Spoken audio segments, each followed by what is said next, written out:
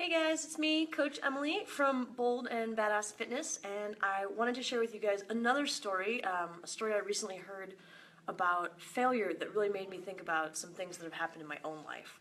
And this is the story, this is Joe DeCina. He's the founder of the Spartan Race. It's one of those adventure racing things where you run fast and far and climb over things and through the mud and barbed wire and all that jazz. So anyways, Joe DeCina, way before he founded the Spartan Race, was in college, or no, sorry, he was in high school, and he's telling the story about how he was in high school, and he hadn't really planned for college. He didn't really know what he was going to do, and it was getting close to graduation. His buddy was like, hey, it's all right, my dad's a professor, let's apply to Cornell, we'll definitely get in. So they apply to Cornell, and they go in an interview, and they don't get in.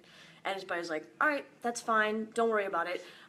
We didn't get in the first time, but here's what we're going to do. We're going to enroll as non-matriculated students. We'll take partial load of classes for the semester, prove we can do it, and then once we've proved we can do it, next semester they'll have to let us in. So they both do that. They enroll as partially matriculated or whatever students. Joe turns to his buddy and is like, here's what I'm going to do this summer. Joe's already running a business by that point in high school. He's like, I'm going to work on my business. I'm going to enroll in community college for the summer, and I'm going to take some classes so I can get a running start. Like, I want to learn how to study and do this right. And his friend's like, are you kidding? Screw that. We're about to be at Cornell working our butts off. I'm going to go to Vegas and party for the summer. I'm sure you can imagine how this story goes, but they both enroll, and his friend, thank you, they both enroll, and his friend doesn't do so well in school, and Joe, does really well that first semester, reapplies, and doesn't get in. And then he does the same thing next semester. He stays on as a non-matriculated student, reapplies again, and does get in, and eventually manages to finish at Cornell.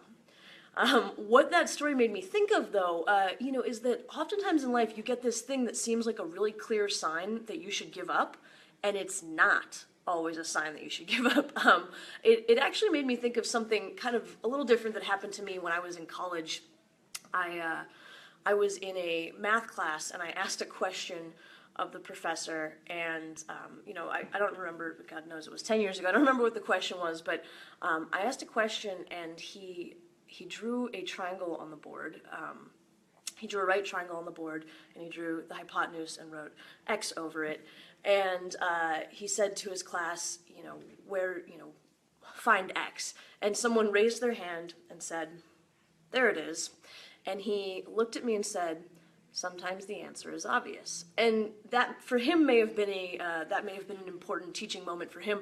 For me, I was mortified. I was so embarrassed, and I was so upset, and I felt so stupid. And you have to remember, I went to this stupid, expensive liberal arts school where everybody was at the top of their class, and when I was a kid, I was not used to being wrong. And so this was one of those first times in college when I was really confronted with just being told that I was dumb, essentially by a professor in an elaborate math joke. I was told that I was dumb, and I finished out the semester in that class and then left the math department. And I eventually, I didn't necessarily leave math and sciences at that point, but it was one of the main reasons why I just felt that it wasn't right for me. I was like, obviously I'm not good at this anymore.